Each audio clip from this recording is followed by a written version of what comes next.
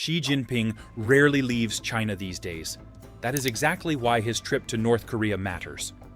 The Chinese leader has dramatically reduced his overseas travel over the past several years. Most world leaders now travel to Beijing when they want to meet him. Vladimir Putin visits China. Foreign presidents visit China. Even America's diplomatic efforts increasingly focus on engaging Beijing on Chinese soil. But now Xi is doing something unusual. He is traveling to Pyongyang to meet Kim Jong Un. And that tells us something important. This trip is not about ceremony. It is not about friendship. And it is not about commemorating old alliances. It is about power. More specifically, it is about China's growing concern that North Korea may be slipping out of Beijing's orbit and moving closer to Russia.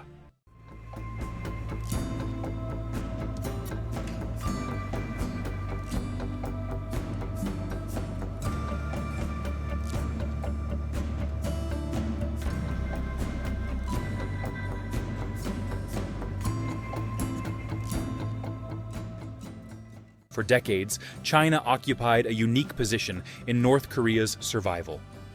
Beijing provided economic support, diplomatic protection, and access to trade. At one point, roughly 95% of North Korea's foreign trade flowed through China. The relationship was never perfect, but it was predictable. China acted as the senior partner. North Korea depended on Beijing, and China maintained significant influence over Kim Jong Un's strategic choices.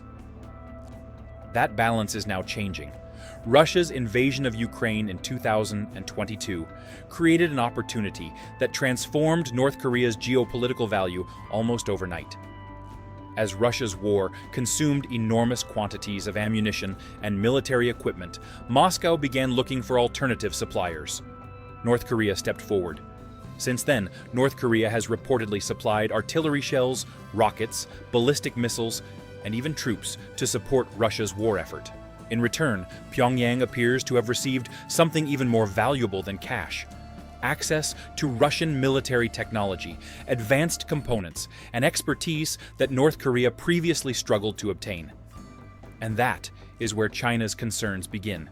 The first major reason Xi is traveling to Pyongyang is simple. China does not want to lose influence over North Korea. For decades, Beijing enjoyed a privileged position. Whenever North Korea faced economic difficulties, diplomatic isolation, or international sanctions, China acted as the lifeline. That dependence gave Beijing leverage. Now Russia is emerging as an alternative source of support. Reports suggest Moscow may have provided billions of dollars worth of compensation for North Korean assistance. More importantly, analysts believe some of that compensation may have come in the form of sensitive military technologies rather than direct financial transfers. If Russia becomes North Korea's most important strategic partner, China's influence inevitably declines. Beijing understands this risk. Xi's visit therefore sends a clear message to Kim Jong Un. China remains the most important relationship North Korea has, and Beijing intends to keep it that way. But influence is only part of the story. The second reason behind Xi's visit is more surprising. China may actually be worried that North Korea is becoming too strong.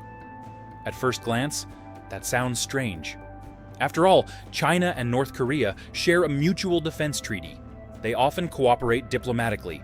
Both oppose American military influence in East Asia. But Beijing's interests are more complicated than they appear. China wants a stable Korean peninsula. It wants predictability. It wants to avoid military crises that could draw American forces deeper into the region. A North Korea equipped with increasingly advanced Russian military technology creates uncertainty.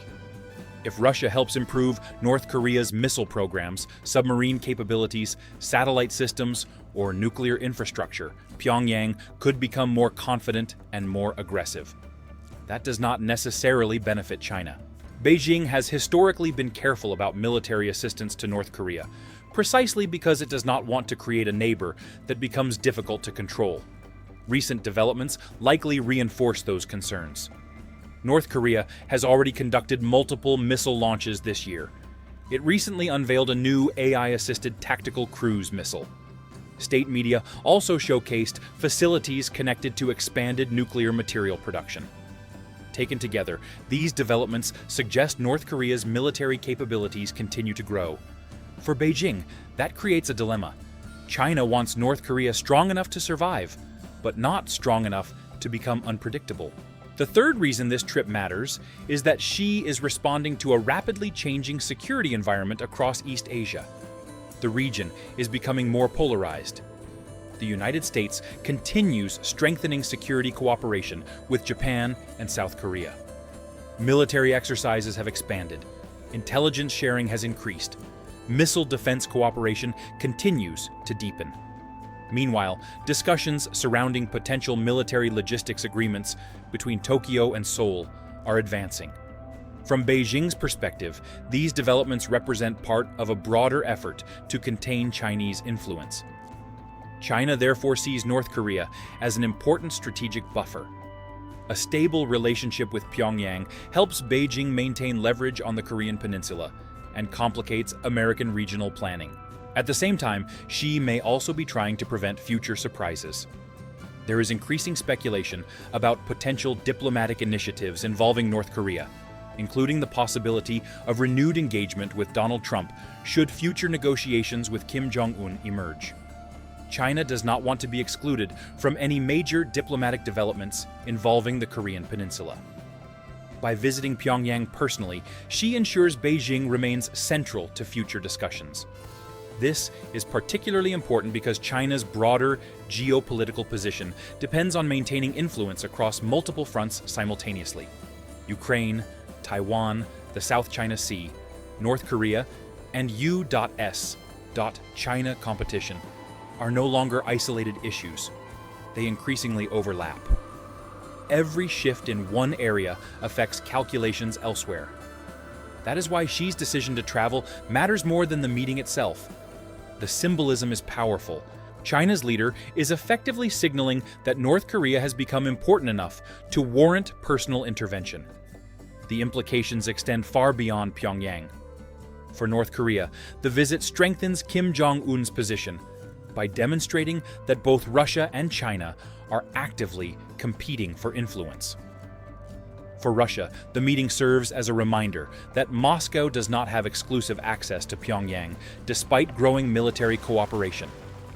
For South Korea and Japan, the trip highlights the continuing strategic importance of the China-North Korea relationship at a time when regional tensions remain elevated. And for the United States, it underscores a broader reality. The emerging competition in East Asia is no longer just about military power. It is increasingly about influence, partnerships, and who shapes the strategic decisions of key regional players. Ultimately, Xi Jinping's trip is not about celebrating an old alliance. It is about managing a changing one. Because for the first time in decades, China is no longer the only great power competing for influence in North Korea. And Beijing clearly does not intend to surrender that position without a fight.